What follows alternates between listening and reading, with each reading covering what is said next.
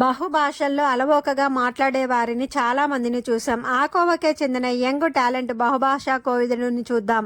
ఆ యువకుడు మన భారతదేశంలోని చెన్నైకి చెందిన మహమ్మద్ అక్రమ్. అతని వయసు 19 సంవత్సరాలు.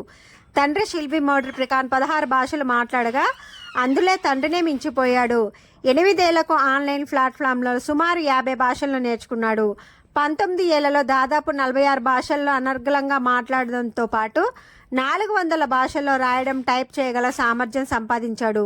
అంతేగాక మన జాతీయ గీతాన్ని జస్ట్ 1 గంటలో సుమారు 20 భాషల్లో టైప్ చేసి రికార్డు సృష్టించడమే గాక ప్రతిష్టాత్మక జర్మన్ యంగ్ టాలెంట్ అవార్డును కూడా గెలుచుకున్నాడు.